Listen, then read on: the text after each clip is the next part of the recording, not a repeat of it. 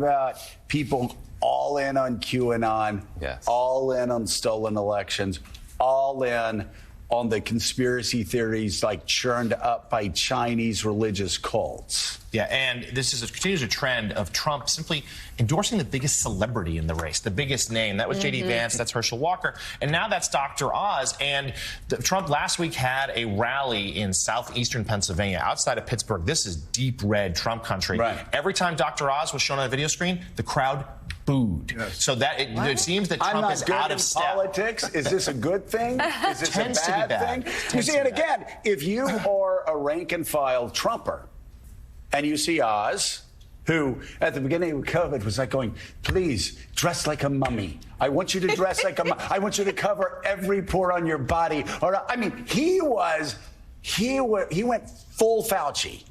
And now suddenly he's a COVID skeptic. I mean, you name it, whether it's abortion rights, painful. whatever it is. And so if you are a rank and file Trumper and you see Oz, and then you see a hedge fund guy, and you have Trump bashing the hedge fund guy, then suddenly you're looking at this Barnett, this QAnon, Kathy Barnett, all in Trump. The election was stolen from Trump, and you're like, okay, I don't trust the two guys that came in from out of state. The fourth candidate, Carla Sands, was Trump's ambassador to Denmark, I believe, and her position was, I'm the real Trump person.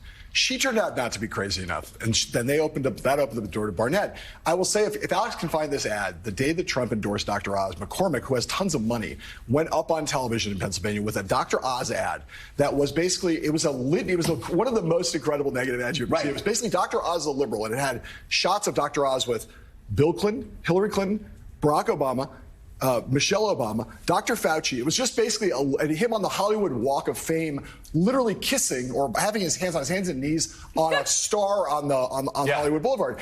It was like everything you could imagine that was bad in Donald Trump's MAGA movement. All of them, Dr. Oz, every totem of badness was listed, and they've spent millions of dollars behind that ad. And it has made Dr. Oz the butt of jokes and punchlines, as Jonathan points out. In real life, it's like Trump's endorsement actually turned out to kind of backfire on us. You look what's happening, Mika, in Pennsylvania.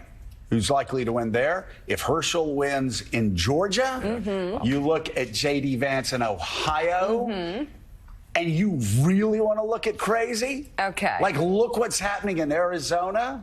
Like, this is the madness. Like, you look at their Senate candidate who's ahead, the gubernatorial candidate. The gubernatorial candidate, they're all conspiracy theorists.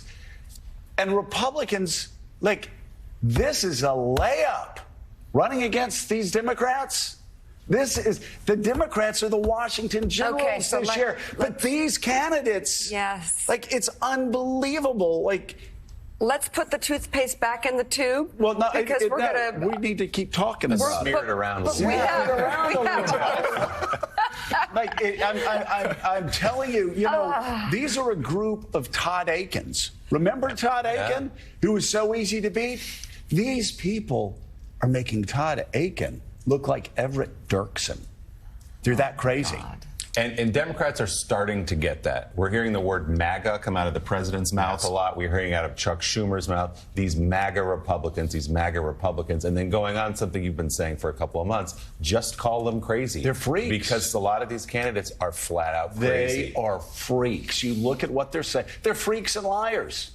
I don't know if Ultra MAGA is going to work, though, because the Republicans are now saying, I'm proud to be Ultra MAGA. It's giving them... Well, no, that'll give them 33%. Take your 33%. And the ultimate example of this still is Missouri, take it to the House, where Eric Greitens is still leading the Republican primary. Of all these people, has more potential, has more scandals attached to him than any of them, and they could blow the Missouri Senate race if they end up nominating. Which is really, really hard to do. At this point, Missouri is no longer a purple state, I think it's fair to say. But Eric Greitens could cough that ball up. He could be exactly the example of Todd Aiken again. Like, literally in the same state. Yeah.